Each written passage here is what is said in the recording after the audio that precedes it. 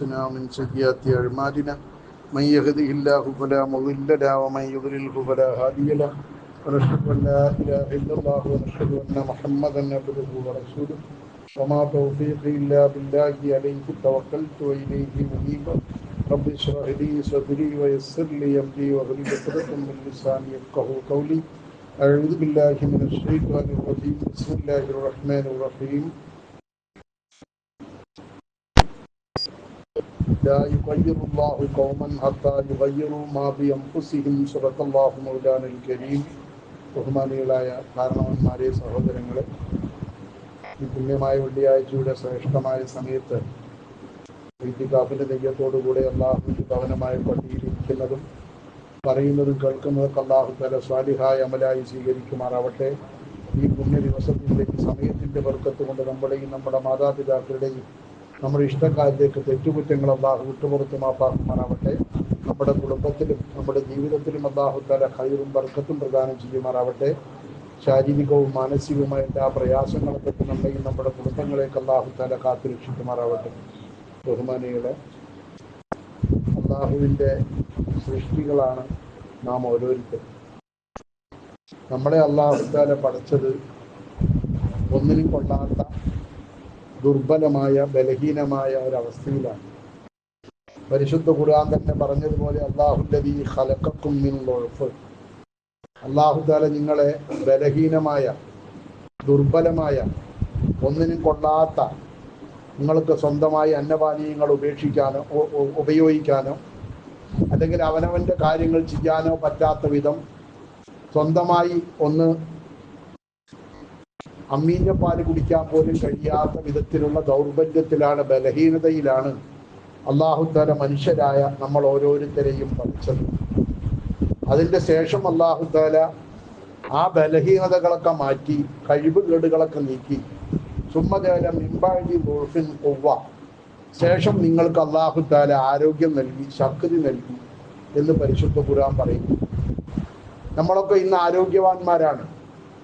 ആരോഗ്യമെന്ന് പറഞ്ഞാൽ രോഗമില്ലാത്ത അവസ്ഥയ്ക്കാണ് ആരോഗ്യം എന്ന് പറയുന്നത്. ആ രോഗമില്ലാത്ത അവസ്ഥയിലാണ് നമ്മളെല്ലാവരും ഉള്ളത്. അല്ലാഹു തആല നിലനിർത്തി തരുമാറാവട്ടെ. മനുഷ്യ ജീവിതത്തിലെ വലിയ ഒരു അനുഗ്രഹമാണ് ഈ ആരോഗ്യം എന്ന് പറയുന്നത്. മാ അന്നമല്ലാഹു അലാ അബ്ദിഹി മിൻ നിഅമത്തിൻ ഔഫാ മിനൽ ആഫിയ. ആരോഗ്യം നൽകപ്പെട്ട ഒരു മനുഷ്യന് നൽകിയ അനുഗ്രഹത്തെക്കാൾ വലിയൊരു അനുഗ്രഹം അള്ളാഹു ആർക്കും നൽകിയിട്ടില്ല. നമുക്ക് തോന്നും, ചില ആളുകൾ കാണുമ്പോൾ, മുതലാളിമാരെ കാണുമ്പോൾ മുതലാണ്, സമ്പത്താണ് വലിയ അനുഗ്രഹം എന്ന് തോന്നും. യഥാർത്ഥത്തിൽ എന്ത് അനുഗ്രഹം ഉണ്ടായാലും ആരോഗ്യമില്ലെങ്കിൽ ഒരനുഗ്രഹം കൊണ്ടും ഒരു കാര്യവുമില്ല. അപ്പൊ അള്ളാഹു നമുക്ക് നൽകിയ വലിയ അനുഗ്രഹമാണ് ആരോഗ്യം, രോഗമില്ലാത്ത ഈ അവസ്ഥ എന്നത്. അള്ളാഹു തആല അതിന് ശുക്ർ ചെയ്യുന്ന യഥാർത്ഥ മുഅ്മിനുകളിൽ അള്ളാഹു നമ്മളെ ഉൾപ്പെടുത്തി അനുഗ്രഹിക്കുമാറാവട്ടെ. അതുകൊണ്ട് തന്നെ നമ്മളെ സംബന്ധിച്ചിടത്തോളം ഈ ബലഹീനമായ ദുർബലമായ അവസ്ഥയിൽ നിന്ന് അല്ലാഹു തആല നമ്മളെ ആരോഗ്യമുള്ളൊരവസ്ഥയിലേക്ക് മാറ്റി രോഗമില്ലാത്ത ആരോഗ്യവാന്മാരാക്കി അല്ലാഹു തആല ആക്കി എന്നത് ചെറിയ അനുഗ്രഹമൊന്നുമല്ല.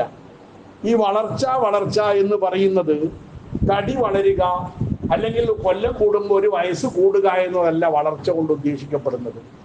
ഒരു മനുഷ്യന്റെ വളർച്ചയിലെ നിർണായകമായത് മനുഷ്യനെ സംബന്ധിച്ചിടത്തോളം അവന്റെ ശരീരം വളരുക എന്നതിനേക്കാൾ പ്രധാനം അവന്റെ കൂടപ്പറപ്പായ അവന്റെ മനസ്സും കൂടി വളരുക എന്നതാണ്. നമ്മളെ സംബന്ധിച്ചിടത്തോളം നമുക്കിത് രണ്ടും വളരണം. അതിനൊത്ത് വളർന്നിട്ടില്ല. ഇപ്പൊ നമുക്ക് തന്നെ അറിയാലോ, ചില കുട്ടികളോട് വർത്താനം പറഞ്ഞാൽ ആ കുട്ടികൾ പറയുന്ന വർത്താനം കേട്ടാൽ നമുക്ക് മനസ്സിലാവും അവന്റെ ശരീരമേ വളർന്നിട്ടുള്ളൂ, ആ കുട്ടി വളർന്നിട്ടില്ല എന്നാ നമ്മൾ പറയാം. ശരീരം വളർന്നാൽ പോരാ, നമ്മുടെ മനസ്സ് അതിനൊത്ത് വളർത്തിക്കൊണ്ടുവരാൻ നമുക്ക് കഴിയുമ്പോഴാണ് നമ്മളെ മറ്റുള്ള ആളുകൾ ബുദ്ധിയുള്ളവൻ, തൻ്റെടി എന്നൊക്കെ പറയുന്നത് അപ്പോഴാണ്. ഇത് നമുക്ക് ഉണ്ടാക്കിയെടുക്കണം. നമുക്ക് കഴിഞ്ഞിട്ടില്ലെങ്കിൽ നമ്മുടെ മക്കൾക്കെങ്കിലും അത് ഉണ്ടാവണം. ആ നിലയിൽ ആരോഗ്യത്തോടു കൂടെ തന്നെ മനസ്സിന്റെ ആരോഗ്യം കൂടി, മനസ്സിന്റെ താല്പര്യം കൂടി, മനസ്സിന്റെ വിവേകശക്തി കൂടി വളരെ പ്രധാനപ്പെട്ട ഒന്നാണ്. അതുകൊണ്ടാണ് ഈ കുട്ടികളെ സംരക്ഷിക്കുന്ന കാര്യത്തിൽ, നമ്മളെ വളർത്തിക്കൊണ്ടുവരുന്ന കാര്യത്തിൽ വളരെ ശ്രദ്ധിക്കണമെന്ന് പറയുന്നത്. അതുകൊണ്ടാണ് മഹാന്മാര് പഠിപ്പിച്ചതായിട്ട് കാണാം, വലതുക്ക റൈഹാനത്തുക്ക സബ്അ.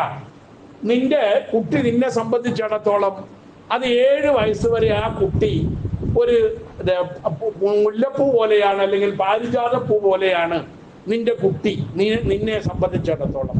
തശുമ്മുഹാ സബ, 7 കൊല്ലം ആ കുട്ടിയെ നിനക്ക് വാസനിക്കാം. 7 കൊല്ലം കുട്ടിയെ വാസനിച്ച് വളർത്താം. ചുംബനം കൊടുത്ത് വാസനിച്ച് നിന്റെ കുട്ടിയെ നിനക്ക് വളർത്താം. 7 കൊല്ലേ അതുള്ളൂ. ഈ 7 കൊല്ലം കഴിയുമ്പോൾ ഈ കുട്ടി അവസ്ഥ മാറുകയാണ്. ഈ കുട്ടിന്റെ അവസ്ഥ പിന്നെ 7 കൊല്ലം കഴിയുമ്പോൾ ഈ കുട്ടി ഖാദിമുക സബാൻ, 7 കൊല്ലം കഴിയുമ്പോൾ 7ാമത്തെ വയസ്സ് മുതൽ ആ കുട്ടി നിന്റെ ഖാദിമാണ്. നിനക്ക് വേണ്ട ഖിദ്മത്ത് ചെയ്യുന്നവനാണ്. നിന്നെ എവിടേക്കും കൊണ്ടുപോകാനോ അല്ലെങ്കിൽ നിന്റെ വസ്ത്രം എടുത്തിട്ട് വരാനോ ചെരുപ്പെടുത്തിട്ട് വരാനോ നിനക്ക് വേണ്ട ഖിദ്മത്തുകൾ ചെയ്യാനുള്ള നിന്റെ ഖാദിമാണ്, പരിചാരകനാണ് നിന്റെ കുട്ടി. അങ്ങനെ 7 14 വയസ്സ് കഴിയുന്നതിന് മുമ്പ് ഈ കുട്ടിയെ നീ മാനസികമായി, സാംസ്കാരികമായി, ആത്മീയമായി വളർത്തിക്കൊണ്ടുവന്നിട്ടില്ലെങ്കിൽ പിന്നെ 14 വയസ്സ് കഴിയുമ്പോൾ ആ കുട്ടി നിന്റെ നിയന്ത്രണത്തിലല്ല, ആ കുട്ടി നിന്റെ പിടുത്തത്തിന് പോവുകയാണ്. മഹാന്മാര് പറയുന്നത് കാണാം, സുമ്മ ഹുവ, പിന്നെ ആ കുട്ടി അതുക ഔ ശരീകുക, ഒന്നുകിൽ നിന്റെ ശത്രുവായി മാറും 14 വയസ്സ് കഴിയുമ്പോൾ, അല്ലെങ്കിൽ നിന്നെ സംബന്ധിച്ചിടത്തോളം നിന്റെ ഇഷ്ടക്കാരനായി, നിനക്ക് വേണ്ട കൂട്ടുകാരനായി, നിന്റെ പങ്കുകാരനായിട്ട് ആ കുട്ടി മാറും. പക്ഷെ ആദ്യത്തെ 7 കൊല്ലം ആ കുട്ടിയെ നീ പരിപാലിച്ച് വാസനിച്ച് ആ കുട്ടിയെ നീ വളർത്തിക്കൊണ്ടുവരണം. ആ സമയത്ത് നിന്റെ കുട്ടി നന്നാക്കി കൊണ്ടുവന്നാൽ പിന്നീടുള്ള 7 കൊല്ലം നിനക്ക് ആ കുട്ടിയെ നിന്റെ ഖാദിമാക്കി ഉപയോഗിക്കാം. അവിടെയാണ് തെറ്റുന്നത്. ഈ 14 വയസ്സിൻ്റെ ഉള്ളിൽ കൗമാരക്കാരനായ ഒരു കുട്ടിയെ നന്നാക്കിയെടുക്കാൻ മാതാപിതാക്കൾക്ക് കഴിഞ്ഞിട്ടില്ലെങ്കിൽ ആ കുട്ടിയെ സംബന്ധിച്ചിടത്തോളം പിന്നെ ആ കുട്ടി അവിടെ പഴച്ചാൽ ഒന്നുകിൽ നിന്റെ ശത്രുവാണ്. ഇനി വാപ്പാനിമാനി ആ കുട്ടിക്ക് പറ്റൂല. നമ്മൾ കാണുന്നുണ്ടല്ലോ, 14 വയസ്സായ ഒരു കുട്ടിയാണ് കഴിഞ്ഞ ദിവസം ന്യൂ ഇയർ ആഘോഷത്തിന്റെ പേരിൽ തൃശ്ശൂർ ശക്തൻ തമ്പുരാൻ മൈതാനിയിൽ, തേക്കൻകാട് മൈതാനിയിൽ പ്രായപൂർത്തിയെത്തിയ വലിയൊരു മനുഷ്യനെ കുത്തി കൊന്നതാരാ? 14 വയസ്സുള്ള ഒരു സ്കൂൾ വിദ്യാർത്ഥിയാണ്. ഒരു കുത്ത് അവൻ പോയി. അപ്പൊ കുത്തേണ്ടത് എവിടെയെന്നും കുത്തിയിട്ട് കത്തി എന്ത് കാട്ടണമെന്നൊക്കെ അവൻ പഠിച്ചു വെച്ചിട്ടുണ്ട്.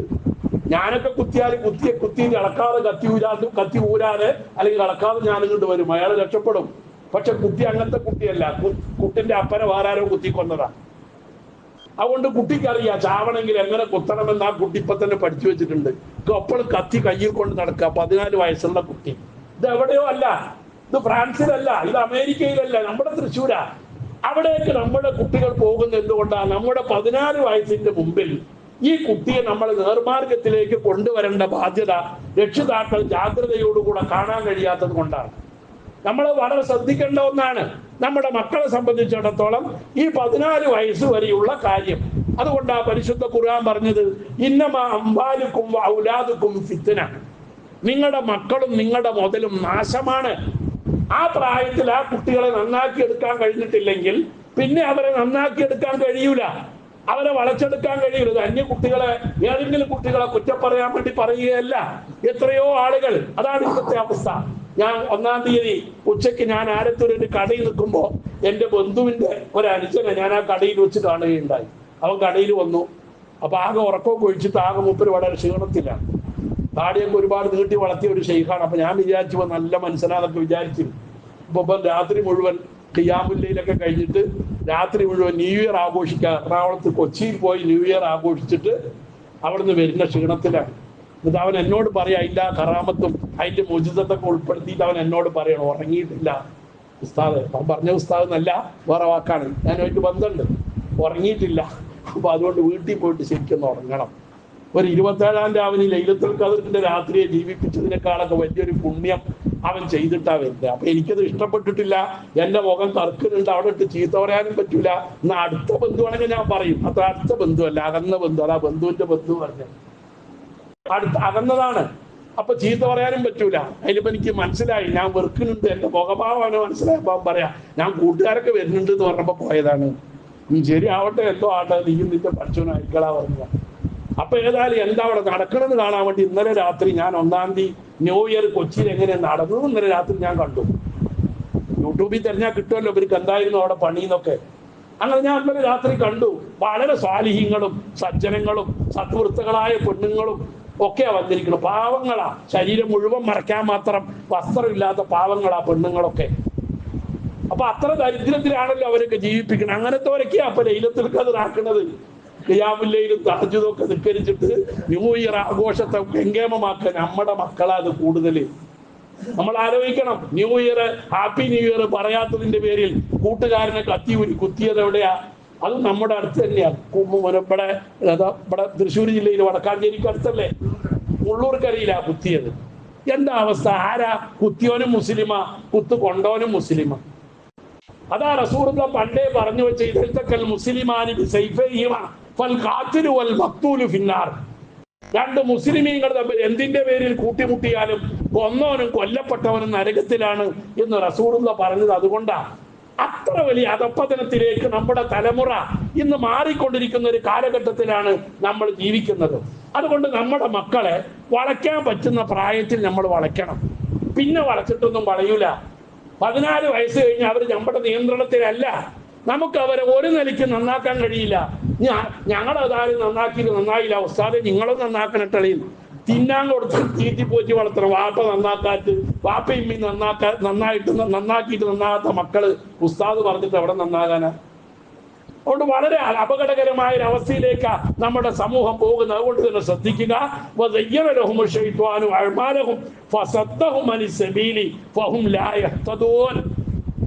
അവരിഞ്ഞ് നന്നാവൂല.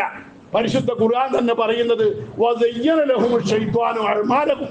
പിശാച് അവർ ചെയ്യുന്ന വൃത്തികേടുകളൊക്കെ സംസ്കാരമാണ്, അവർ ചെയ്യുന്നതാണ് പുരോഗമനം, അവർ ചെയ്യുന്നതാണ് ലോകം, അങ്ങനെയാണ് വേണ്ടത് എന്ന നിലപാടിലേക്ക് ആ സമൂഹം മാറിപ്പോയിരിക്കുന്നു. പിശാച് അവരെ അള്ളാഹുവിന്റെ മാർഗത്തെ തൊട്ട് തെറ്റിച്ചിരിക്കുന്നു. അതുകൊണ്ട് തന്നെ ഫഹും ലാ യഹ്തദൂൻ, അവർ നേർമാർഗത്തിലേക്ക് വരില്ല എന്ന് അല്ലാഹു തആല പറയുന്നതും അതുകൊണ്ട് തന്നെയാണ്. അവിടെയാണ് ഇന്ന് ലോകത്തിന്റെ അവസ്ഥ. നമ്മൾ അതിന്റെ പിന്നാലെയാ കൂടുന്നത്. നമ്മൾ ആലോചിക്കണം, ഈ ഒരൊറ്റ ക്രിസ്മസിന്റെ പേരിൽ ഈസാ നബി എന്ന് നമ്മൾ വിശ്വസിക്കുന്ന, അല്ലെങ്കിൽ വേറെ ആരൊക്കെയോ യേശു ക്രിസ്തു എന്ന് പറയുന്ന ഒരു മഹാൻ, ആ പ്രവാചകൻ ജനിച്ചതിന്റെ പേരിൽ കേരളക്കാർ കുടിച്ചത് 152 കോടി ഉറുപ്പ്യന്റെ കള്ളാണ്. യേശു ക്രിസ്തു ജനിക്കല് ബാർ മുതലാളിമാർക്ക് അത്യാവശ്യമാണ്. നമ്മുടെ ഗവൺമെന്റിന് വരുമാനം ഉണ്ടാകണമെങ്കിൽ യേശു ക്രിസ്തു ജനിക്കണം, അതില്ലാതെ നടക്കൂല. അതുകൊണ്ടാണ് ക്രിസ്മസിനെ പ്രോത്സാഹിപ്പിക്കപ്പെടുന്നത്, ഓണത്തിനെ പ്രോത്സാഹിപ്പിക്കപ്പെടുന്നത്. 300-400 കോടി ഉറുപ്പ്യന്റെ കള്ള് വിദേശ മദ്യം ഒറ്റ ദിവസം കുടിച്ചു തീർക്കുന്നത്, വെള്ളത്തേക്കാൾ കൂടുതൽ മദ്യം കുടിച്ചു തീർക്കുന്ന ഒരു സംസ്കാരം ഇവിടെ ഉണ്ടാക്കിയിട്ട് കുറ്റായിരിക്കാം മുസ്ലിങ്ങൾക്ക്. കാരണം നബിദിനത്തിന്റെ പേരിൽ ഒരു ബാറിലും കള്ള് കച്ചവടം കൂടുതലാകണില്ല. അതുകൊണ്ട് നബിദിനം വേണ്ട. ഇപ്പൊ ആരോ പറഞ്ഞില്ലേ, ഇസ്ലാമാണ് ലോകത്തെ ഏറ്റവും വലിയ പ്രശ്നം. എന്താ? അവർ ഏക ദൈവത്തെ മാത്രമേ അംഗീകരിക്കുള്ളൂ. എല്ലാ ദൈവത്തെയും അങ്ങോട്ട് അംഗീകരിച്ചാൽ പ്രശ്നം തീർന്നില്ലേ? ബാക്കിയുള്ള മതങ്ങളൊക്കെ അത് അംഗീകരിക്കേണ്ടല്ലോ. ഇവിടെ തന്നെയാ പ്രശ്നം. ആ ലാ ഇലാഹ ഇല്ലല്ലാഹ് തന്നെയാണ് പ്രശ്നം. ബാക്കിയുള്ളതൊക്കെ അതിന്റെ പിന്നീട് അത് മറച്ചു വെച്ചുകൊണ്ട് വേറെ പറയുന്നതാ. സത്യത്തിൽ നമ്മുടെ ലാ ഇലാഹ ഇല്ലല്ലാഹയാണ് മറ്റുള്ളവർക്ക് പറ്റാത്തത്. മറ്റുള്ളവരുടെ ദൈവങ്ങളൊക്കെ പൈശാചികമായി മാറി. പിശാചിന്റെ പേരിട്ടിട്ട് ആരെ പറഞ്ഞാലും പിശാചാണ് അതിന്റെ പിന്നിൽ. ആ ദൈവങ്ങൾ എന്ത് യേശു എന്ന് പേരിട്ടാലും വേറെ വല്ല പേരിട്ടാലും പൈശാചിക ശക്തികളാണ്. അവർക്ക് ശക്തി കിട്ടണമെങ്കിൽ കള്ളുകുടിയന്മാര് വേണം, ലഹരി വേണം, മദ്യം വേണം, മയക്കുമരുന്നുകൾ വേണം. നമ്മളെ സംബന്ധിച്ചിടത്തോളം അതിൽ നിന്ന് ഒരു ദിവസമെങ്കിലും വിട്ടുനിൽക്കാൻ സഹായകമാകുമെങ്കിലേ നമുക്ക് നബിദിനം അനുവദനീയമാകൂ. അല്ലെങ്കിൽ നബിദിനം നമുക്ക് വേണ്ട, നമുക്ക് ഇത്ര ഏർപ്പാടുകൾ വേണ്ട. ഹറാമിലേക്ക് പോകുന്ന ഒരാഘോഷവും അള്ളാഹുവോ അവന്റെ പ്രവാചകരോ നമുക്ക് അനുവദിച്ചു തന്നിട്ടില്ല. അതുകൊണ്ട് നമ്മളെ സംബന്ധിച്ചിടത്തോളം നമ്മുടെ ന്യൂ ഇയർ നമ്മൾ ആലോചിക്കണം. കാലം എന്ന് പറയുന്നത് വളരെ അത്ഭുതകരമായ ഒരു പ്രതിഭാസമാണ്. പരിശുദ്ധ ഖുർആൻ തന്നെ വൽ അസ്രി, കാലത്തെ തന്നെയാണ് സത്യം എന്ന് അള്ളാഹു സത്യം ചെയ്ത് പറയാൻ കാലത്തെ ഉപയോഗിക്കുന്നത് അതിന്റെ ഗൗരവം നമ്മളെ ബോധ്യപ്പെടുത്താൻ വേണ്ടിയിട്ടാണ്. എന്താണ് ഈ കാലം? കാലം 3 വിധമുണ്ട്. നമ്മളൊക്കെ മദ്രസയിൽ ചെറിയ കുട്ടികൾക്ക് ലിസാനുൽ ഖുർആൻ പഠിപ്പിക്കുന്ന കാര്യമാണ് ഭൂതം, ഭാവി, വർത്തമാനം എന്ന് പറയുന്ന 3 കാലങ്ങളാണ്. ഒന്ന് ഭൂതകാലം, മാലി എന്ന് പറയും നമ്മൾ ആ കാലത്തെ കുറിച്ച്. ഫീലുകളെ പറ്റി പറയുമ്പോൾ, ക്രിയകളെ പറ്റി പറയുമ്പോൾ അതിന് കഴിഞ്ഞ കാലം എന്നാണ് പറയുക. അത് കഴിഞ്ഞു പോയി. ഇപ്പൊ എന്റെ 56 വയസ്സ് കഴിഞ്ഞു പോയി. ഇനി അതിനെപ്പറ്റി ഞാൻ ഇരുന്ന് കരഞ്ഞിട്ട് കാര്യമൊന്നുമില്ല. അതിന് വലിയ നേട്ടമൊന്നും ആറ്റി കുറിക്കാല് വലിയ നേട്ടമൊന്നും കിട്ടും എനിക്ക് തോന്നുന്നില്ല. അള്ളാഹു തെറ്റുകുറ്റങ്ങളൊക്കെ പുറത്തു തരുമാറാവട്ടെ. അത് കഴിഞ്ഞു പോയി. ഇനി അതിനെപ്പറ്റി പറഞ്ഞിരുന്നിട്ട് കാര്യമില്ല, അത് പോയി. പിന്നെയോ, പിന്നുള്ളത് ഏതാ? പിന്നെ ഇത് കഴിഞ്ഞിട്ട് ഇനി വരാനുള്ളതാ 2025, 26 അതിന്റെ അപ്പുറമുള്ളതാ. അത് വരുന്ന യാതൊരു ഉറപ്പുമില്ല. ഇനി വന്നാൽ തന്നെ വരുമ്പോ ഞാൻ ഉണ്ടാകുമെന്ന് യാതൊരു ഉറപ്പുമില്ല. അതുകൊണ്ട് അത് ഒഴിവായി. പിന്നെ ഏതാ ഉള്ളത്? നമുക്കെന്ന് പറയാനുള്ളത് ഭൂതകാലം നമ്മുടേതല്ല, അത് പോയതാണ്, നഷ്ടപ്പെട്ടതാണ്. ഭാവി കാലം നമ്മുടേതല്ല, കിട്ടുമെന്ന് ഉറപ്പില്ലാത്തതാണ്. 25 നമുക്ക് കിട്ടുമെന്നൊരു ഉറപ്പില്ല, അത് പ്രതീക്ഷയില്ലാത്തൊരു കാര്യമാണ്. പിന്നെയോ അതിന്റെ ഇടയിലുണ്ടൊന്ന് വർത്തമാനകാലം, അത് ഉപയോഗപ്പെടുത്താനാണ് നമുക്ക് കഴിയേണ്ടത്. അതാണ് ഒരു മനുഷ്യന്റെ കഴിവ്. ഒരു മനുഷ്യൻ തന്റേടിയാണ്, ബുദ്ധിമാനാണ് എന്നൊക്കെ പറയുന്നത് അത് ഉപയോഗപ്പെടുത്താൻ ഒരു മനുഷ്യന് കഴിയുമ്പോഴാണ്. അതുകൊണ്ടാണ് അല്ലാഹു തആല പറഞ്ഞത് വൽ അസ്രി, ഈ കാലങ്ങളെ ഒക്കെ തന്നെയാണ് സത്യം. ഇന്നൽ ഇൻസാന ലഫീ ഖുസ്ർ, മനുഷ്യന്മാര് നഷ്ടത്തിലാണ്, അവർ ഖേദത്തിലാണ്, അവരുടെ ജീവിതത്തിന്റെ ആകത്തുക നഷ്ടമാണ്. നേരം പോക്കും കളിയും തമാശയും അനാവശ്യമായ കാര്യങ്ങളുമായിട്ട് അവന്റെ ജീവിതം അവൻ നഷ്ടപ്പെടുത്തിയിരിക്കുന്നു. അവന്റെ ഇന്നുള്ള അനുഗ്രഹങ്ങളൊക്കെ ഇന്നല്ലെങ്കിൽ നാളെ. ഈ ആരോഗ്യം കാലാകാലം നിലനിൽക്കുന്നതല്ല നമ്മുടെ ആരോഗ്യം. അല്ലാഹു തആല പറയുന്നു സുമ്മജഅല മിൻ ബഅദി ഖുവ്വത്തിൻ ഖുവ്വ, നിങ്ങൾക്ക് ആരോഗ്യം നൽകിയ അല്ലാഹു തആല തന്നെ പറയുന്നത് സുമ്മജഅല മിൻ ബഅദി ഖുവ്വത്തിൻ ളുഅഫൻ വശൈബ, ഇനി നമുക്ക് വരാൻ പോകുന്നത് വാർദ്ധക്യവും അതേപോലെ നരയുമാണ് നമ്മളെ കാത്തിരിക്കുന്നത്. നമ്മൾ നരയ്ക്കാൻ പോവുകയാണ്, നമ്മുടെ തലമുടി നരച്ചു തുടങ്ങുകയാണ്. പരിശുദ്ധ ഖുർആനിൽ ആയത്തുണ്ട് വജാഅകുമുൻ നദീർ, നിങ്ങൾക്ക് മുന്നറിയിപ്പുകാരൻ വന്നില്ലേ, മരണത്തിന്റെ മുന്നറിയിപ്പുകാരൻ. നിങ്ങളുടെ താടിയും തലയും ഒക്കെ വെളുക്കുന്നത് നിങ്ങൾക്ക് മരണം അടുത്തിട്ടുണ്ട് എന്നതിന്റെ മുന്നറിയിപ്പായി മനസ്സിലാക്കണമെന്നാണ് ഖുർആൻ പഠിപ്പിച്ചിരിക്കുന്നത്. ആ മുന്നറിയിപ്പുകാരൻ വരാൻ പോകുന്നു, അല്ലെങ്കിൽ നമുക്ക് വന്നുകൊണ്ടിരിക്കുന്നു. അതുകൊണ്ട് തന്നെ ആ ദുർബലത, ബലഹീനത ഒരു 10, 60, 70 വയസ്സ് കഴിഞ്ഞാൽ വരാൻ പോണ അവസ്ഥ എന്താ നമുക്കറിയുമോ? നമ്മൾ ആലോചിക്കുന്നില്ല. നമുക്ക് വരാൻ പോകുന്ന ദയനീയമായ ഒരവസ്ഥയാണ്. എത്രയോ ആളുകളുമായി ഇടപഴകുമ്പോൾ ഒരാളെ നമുക്ക് പറയാൻ പറ്റൂലല്ലോ, എന്നാലും പൊതുവെ പറയാലോ. ആ പൊതുവെ ഉള്ള പറച്ചിൽ മാത്രമേ ഞാൻ പറയുന്നുള്ളൂ. പരിശുദ്ധ ഖുർആൻ ഈ വയസ്സിനെ പറ്റി പറയുന്ന ഒരു പ്രയോഗമുണ്ട്. വാമിൻകും, നിങ്ങളുടെ കൂട്ടത്തിലുണ്ട് ചില ആളുകൾ ആരോഗ്യകാലത്ത് തന്നെ മരിച്ചു പോകും. ചില ആളുകളെ അല്ലാഹു തആല വമിൻഹും മാ യുറദ്ദു ഇലാ അർദലിൽ ഉംരി, അവന്റെ ആയുസ്സിൽ നിന്ന് ഏറ്റവും നിന്ദ്യമായ അവസ്ഥയിലേക്ക് അള്ളാഹു അവനെ മടക്കി കൊണ്ടുപോകും. അഹസ് എന്ന് അല്ലാഹു തആല പറഞ്ഞത്, നിന്ദ്യമായ മോശമായ ഒരു ആയുസ്സിലേക്ക് അള്ളാഹ് മടക്കി കൊണ്ടുപോകും. അതുകൊണ്ടാ റിട്ടയർഡ് ആകുക, ജോലിയിൽ നിന്ന് പിരിയുക. സുപ്രീം കോടതി ജഡ്ജി 63 വയസ്സ് കഴിഞ്ഞാൽ പറ്റൂല, അല്ലെങ്കിൽ പൈലറ്റിന് 20 കൊല്ലം കഴിഞ്ഞാൽ പറ്റൂല എന്നൊക്കെ പറയുന്നത് എന്തുകൊണ്ടാ? അവൻ ഇനി അതിന് കൊള്ളൂല. അവൻ അഹസ്സുൽ ഉംറിലേക്ക് അല്ലാഹു തആല മാറ്റും. എത്രത്തോളം? നിങ്ങൾക്ക് അല്ലാഹു തആല ബുദ്ധിയും വിവേകവും തന്റെ ഇടവും ഒക്കെ നൽകിയതിന്റെ ശേഷം ഇനി ഒന്നും അറിയാത്തൊരവസ്ഥയിലേക്ക് നിങ്ങളെ അല്ലാഹു തആല മടക്കി കൊണ്ടുപോകും. ഒന്നും അറിയൂല. അതുകൊണ്ടാണ് ഞാൻ പറഞ്ഞത്, ആരെയും ഒരാളെ കുറ്റപ്പെടുത്തി പറയാൻ വേണ്ടി അല്ല പറഞ്ഞത്. ചില ആളുകളോട്, ചില നിസ്കരിക്കുന്ന വയസ്സന്മാരോടൊക്കെ, വയസ്സന്മാരുടെയൊക്കെ നിസ്കാരമൊക്കെ ഞാൻ പലപ്പോഴും പടയെന്ന് വെക്കേണ്ട പല സ്ഥലത്തും ഞാൻ നിരീക്ഷിച്ചിട്ടുണ്ട്, പലരോടും പറയാറുണ്ട്. പക്ഷെ ഒരു 70 വയസ്സൊക്കെ കഴിഞ്ഞ ആളോട് ഇനി അത് ശരിയല്ല, നിങ്ങൾ അങ്ങനെയല്ല സുജൂദ് ചെയ്യേണ്ടത്, ഇങ്ങനെയല്ല ഇത്ദാല് ചെയ്യേണ്ടതെന്ന് പറയുന്നത് പാഴുംപണിയാണ്. അപ്ഡേഷൻ എന്നൊരു പരിപാടി ഇനി നടക്കൂല. അതിന്റെ മുമ്പ് വല്ലതും നടന്നിട്ടുണ്ടെങ്കിലേ ഉള്ളൂ. ഇത് വയസ്സായവരുടെ അവസ്ഥ മാത്രമൊന്നുമല്ല. 35 വയസ്സ് 40 വയസ്സുള്ള ആളുകളെ എനിക്കറിയാം, എന്റെ പരിചയത്തിലുണ്ട്. 90-കാരന്റെ നിലവാരത്തിൽ അവർ ജീവിക്കുന്നത്. നേരെ തിരിച്ചുണ്ട്. പറയാറുണ്ടല്ലോ മമ്മൂട്ടിക്ക് 21 വയസ്സാണ്. കാര്യം വയസ്സിന്റെ പരിഗണിക്കപ്പെടേണ്ടത് മനസ്സിന്റെ ആരോഗ്യം നോക്കിയിട്ടാണ്. ഓരോ മനുഷ്യന്മാരുടെ, ചില ആളുകളുടെ വയസ്സ് പരിഗണിച്ച് നോക്കിയാൽ വയസ്സ് 35, 40 ആയിട്ടുണ്ടാവുള്ളൂ. പക്ഷെ ചിന്ത 90 വയസ്സായ വല്യാപ്പാന്റെ നിലവാര. ഒന്നും അങ്ങോട്ട് അപ്ഡേറ്റ് ചെയ്യാൻ കഴിയില്ല. ഒന്നും പറഞ്ഞു കൊടുത്താൽ മനസ്സിലാവൂല. ഇപ്പൊ പറഞ്ഞു കൊടുത്താൽ കുറച്ച് കഴിഞ്ഞാൽ അതിന്റെ നേരെ എതിരെ മുമ്പ് ചെയ്തതന്നെ ചെയ്യുക, മുമ്പ് പറഞ്ഞ തന്നെ പറയാ. ഈ അവസ്ഥയിലേക്ക് അള്ളാഹു നിങ്ങളെ മടക്കും എന്ന് ഖുർആൻ പറയുന്നു. അള്ളാഹു നമ്മളെ കാത്തുരക്ഷിക്കുമാറാവട്ടെ. നേരെ തിരിച്ചുള്ളവരുണ്ട്. 90 വയസ്സായിട്ടും ഒരു കുറവില്ലാതെ 60 കൊല്ലമായിട്ട് ദർസ് നടത്തുന്ന, ഒരേ പള്ളിയിൽ ദർസ് നടത്തുന്ന ബഹുമാനപ്പെട്ട എൻ്റെ ഉസ്താദിന്റെ ശിഷ്യന്മാർ ഇന്നലെ എല്ലാവരും കൂടി യോഗം കൂടി എല്ലാവരും സംഗമം നടത്തിയതാ. മൂപ്പർക്ക് 90 വയസ്സിലേറുണ്ട്. 90 വയസ്സിലേറുള്ള ഉസ്താദ് മൂപ്പർ ഇന്നലെ ഞങ്ങളൊക്കെ കൂടി ആവശ്യപ്പെട്ടപ്പോൾ ഇന്നലെയും ദർസ് നടത്തി. ബാബു അഷ്റാത്ത് സഹീഹുൽ ബുഖാരിയുടെ ഖിയാമത്ത് നാളിനെ പറ്റിയുള്ള ബാബാണ് ഇന്നലെ മുമ്പ് ദർസ് നടത്തിയത്. ആശുപത്രിയിൽ നിന്ന് 3 മണിക്കൂർ നേരത്തേക്ക് ഡോക്ടറിന്റെ സമ്മതത്തോടൊപ്പം മൗലാന ഹോസ്പിറ്റലിൽ നിന്ന് 3 മണിക്കൂർ നേരത്തേക്ക് ഒന്ന് വിട്ടുതരണം പറഞ്ഞിട്ട് കൊണ്ടുവന്നിട്ട് ആ മൂപ്പരെ കൊണ്ടുവന്നപ്പോ മൂപ്പര് പറഞ്ഞു ഞാൻ ദർശനം നടത്തിക്കോളാം പറഞ്ഞു. ആശുപത്രിയിൽ അഡ്മിറ്റാ, കയ്യിൽ ഗ്ലൂക്കോസിന്റെ കെട്ടും എല്ലാം ഉണ്ട്. വയസ്സ് 90-ലേറെ ആയിട്ടുണ്ട്. പക്ഷെ മനസ്സിപ്പോഴൊരു 25-26 വയസ്സിന്റെ അപ്പുറം പോയിട്ടില്ല. അങ്ങനത്തെ ആളുകൾ നമ്മുടെ കൂട്ടത്തിലുണ്ട്. അല്ലാഹു തആല ദീർഘായുസ്സും ആഫിയത്തും നൽകി അനുഗ്രഹിക്കുമാറാവട്ടെ. പക്ഷെ നമ്മുടെ അവസ്ഥ എന്താണെന്ന് നമുക്കറിയില്ല, ബാക്കിയുള്ളവർക്കറിയും. നമ്മുടെ കെട്ടിയോളും മക്കളൊക്കെ അനുഭവിക്കുന്ന പ്രയാസങ്ങൾ നമ്മുടെ മക്കൾക്കും കെട്ടിയോൾക്കൊക്കെ മനസ്സിലാവും.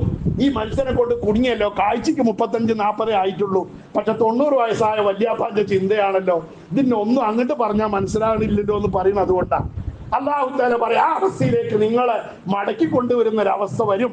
ആ നിലയിലേക്ക് നമ്മൾ പോകുമ്പോ തീർച്ചയായും നമ്മളെ സംബന്ധിച്ചിടത്തോളം ഏറ്റവും വലിയ ബലാല് നമുക്ക് അള്ളാഹു നൽകുന്ന പരീക്ഷണം ഈ അവസ്ഥയാണ്.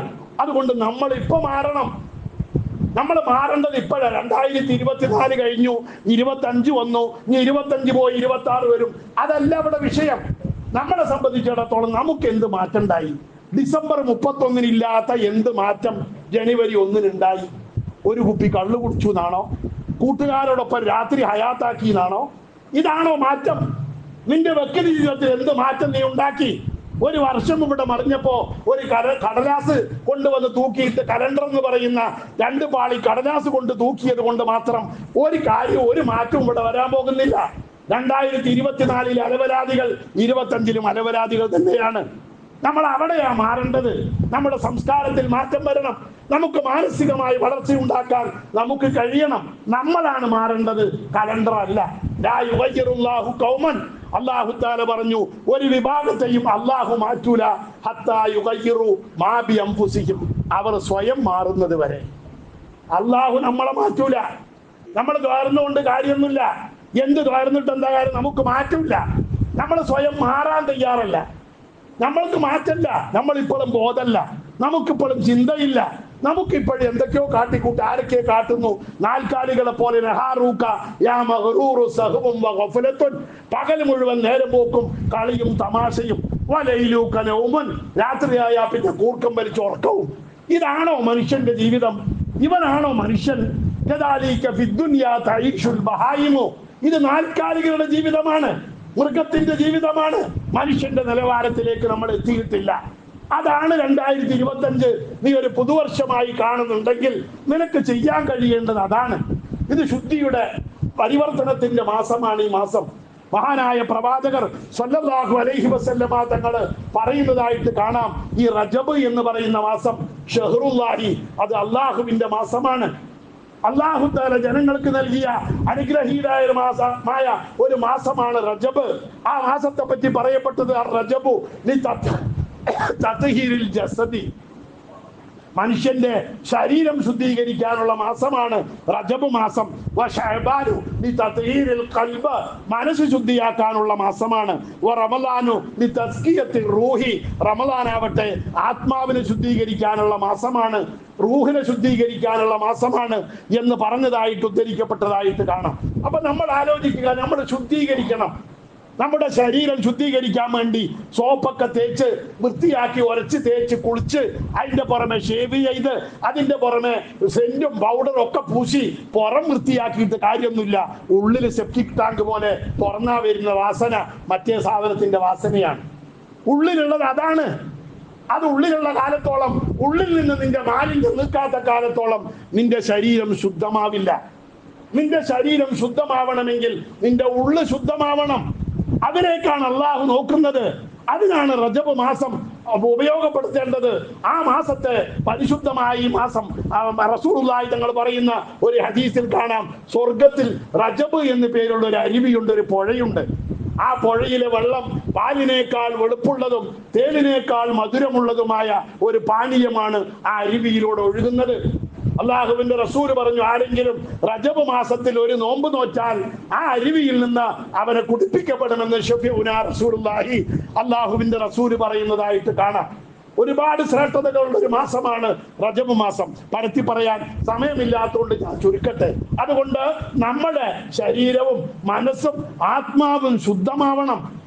വസ്ത്രം ശുദ്ധമായിട്ട് കാര്യമില്ല, വൃത്തിയുള്ള വസ്ത്രം ധരിച്ചത് കൊണ്ട് കാര്യമായില്ല, വേഷം കെട്ടിയത് കൊണ്ട് കാര്യമായില്ല, കാട്ടിക്കൂട്ടൽ കൊണ്ട് കാര്യമായില്ല. നമ്മൾ ശുദ്ധിയുള്ളവരായി തീരണം. നമ്മുടെ ശരീരത്തെക്കാൾ ശുദ്ധി, പുറത്തുള്ളതിനേക്കാൾ ശുദ്ധി ഉള്ളിനാവണം. ആ ഉള്ളിൽ തന്നെ മനസ്സ് അതിലേറെ ശുദ്ധമായതാകണം. അതുകൊണ്ട് ആ പരിശുദ്ധ ഖുർആൻ പറഞ്ഞത് ഖദ് അഫ്ലഹ മൻ സക്കാഹ, അതിനെ ശുദ്ധിയാക്കിയവൻ വിജയിച്ചിരിക്കുന്നു, വഖദ് ഖാബ മൻ ദസ്സാഹ, അതിനെ ചളി പുരട്ടിയവൻ പരാജയപ്പെട്ടിരിക്കുന്നുവെന്ന് അല്ലാഹു തആല പരിശുദ്ധ ഖുർആനിലൂടെ പറഞ്ഞതും അതുകൊണ്ട് തന്നെയാണ്. ആ അവസ്ഥ നമുക്ക് മാറ്റിയെടുക്കാൻ കഴിയണം. നമ്മുടെ പുറത്തുള്ള വൃത്തിയേക്കാൾ ഉള്ളു വൃത്തിയാണെങ്കിൽ നമ്മൾ ദുനിയാവിലും ആഖിറത്തിലും വിജയിക്കും. പക്ഷെ ഇപ്പൊ നമ്മൾ മറ്റുള്ളവരുടെ മുമ്പിൽ വൃത്തിയുള്ളവരായി തീരാൻ, വെടിപ്പുള്ളവരായി തീരാൻ വസ്ത്രം ധരിക്കുന്നതും സെന്റ് പൂസുന്നതും പൗഡർ ഇടുന്നതും ഒക്കെ അതിനു വേണ്ടിയായ ഒരു കാലത്താണ് ജീവിക്കുന്നത്. പുറം ലോകം എന്തോ കാണട്ടെ, നമ്മളെ അവർ എങ്ങനെയോ മനസ്സിലാക്കട്ടെ, നമ്മളെ അവർ ഉൾക്കൊള്ളട്ടെ, എതിർക്കട്ടെ, സ്തുതിക്കട്ടെ, പുകഴ്ത്തട്ടെ, അതൊന്നും നമുക്ക് ബാധകമല്ല. നമ്മുടെ ഉള്ളു ശുദ്ധിയാക്കാനാണ് നമ്മുടെ ജീവിതത്തിലെ അധ്വാനം നമ്മൾ ചെലവഴിക്കേണ്ടത്, ഈ ആരോഗ്യം നമ്മൾ ചെലവഴിക്കേണ്ടത്. അല്ലെങ്കിൽ തീർച്ചയായും ഇനി നമ്മൾ മടക്കപ്പെടാൻ പോകുന്നത് ഒന്നുകിൽ പെട്ടെന്നുള്ള മരണമാണ്. ഇപ്പൊ നമ്മുടെ മുമ്പിൽ കൊണ്ടുവന്ന്, കഴിഞ്ഞ ആഴ്ച ഞാൻ സൂചിപ്പിച്ചതുപോലെ നമ്മുടെ മുമ്പിൽ കൊണ്ടുവന്നിട്ട് ഇവിടെ അല്ലേ ഇപ്പം ഇന്നലെ മരിച്ചത് എമ്മാറക്കാരൻ അബ്ബാസ്. എത്ര വിഷമുണ്ടാവും ആ മനുഷ്യനെ, അയാളുടെ ഭാര്യയെ ഒന്ന് കാണാൻ, മക്കളോടൊരു യാത്ര പറയാൻ, ഒരു ലാ ഇലാഹ ഇല്ലല്ലാഹ് ചെല്ലാൻ അയാൾ എത്ര ആഗ്രഹിച്ചിരിക്കും, ഒരു ഗ്ലാസ് വെള്ളം കിട്ടാൻ അയാൾ എത്ര ആഗ്രഹിച്ചിരിക്കും. ഇത് നമുക്ക് പാഠമാണ്. അല്ലെങ്കിൽ നമ്മാറക്കാരൻ അബ്ബാസിനെ ഈ നാട്ടിൽ കൊണ്ടുവന്ന്, നമ്മുടെ മഹലിൽ കൊണ്ടുവന്നിട്ട് ഒരു സെക്കൻഡ് കൊണ്ട് ആ ഇരുന്ന ഡ്രൈവിംഗ് സീറ്റിൽ ഇരുന്ന് മരിപ്പിക്കേണ്ട ആവശ്യം അല്ലാഹുവിനില്ല. അല്ലാഹു നമുക്ക് പാഠമാകാനാണ് ഈ മരണങ്ങളൊക്കെ. പക്ഷെ നമ്മൾ പഠിക്കുന്നില്ല. പഠിച്ചില്ലെങ്കിലും നിനക്ക് ഒന്നുകിൽ വരാൻ പോകുന്ന ഈ മരണമാണ്, അല്ലെങ്കിൽ പിന്നെ നീ മടക്കപ്പെടാൻ പോകുന്നത് നിനക്ക് ഇപ്പോഴുള്ള ആരോഗ്യവും ആഫിയത്തും വിവരവും വിവേകവും ഒക്കെ നശിപ്പിച്ചിട്ട് അത്തും പിത്തുമായിട്ട് ആരെന്ത് പറഞ്ഞാലും ഉൾക്കൊള്ളാൻ കഴിയാത്ത ദുർബല മനസ്സിലേക്ക്, ദുർബല ശരീരത്തിലേക്ക് എന്നെയും നിന്നെയും അള്ളാഹു മടക്കും. അള്ളാഹു കാത്തുരക്ഷിക്കുമാറാവട്ടെ. അതിന്റെ മുമ്പ് നമ്മൾ ഒരുങ്ങി തയ്യാറാവുക, പുതിയൊരു ജീവിതം കെട്ടിപ്പടുക്കാൻ. ഈ റജബും അതേപോലെ 2025 ഒക്കെ നമ്മളെ അനുഗ്രഹിക്കുമാറാവട്ടെ, സഹായിക്കുമാറാവട്ടെ, അള്ളാഹു ഉദവി ചെയ്യുമാറാവട്ടെ. വാഖിറു ദഅ്വാനാ അനിൽ ഹംദുലില്ലാഹി റബ്ബിൽ ആലമീൻ. ആമീൻ ബിറഹ്മതിക യാ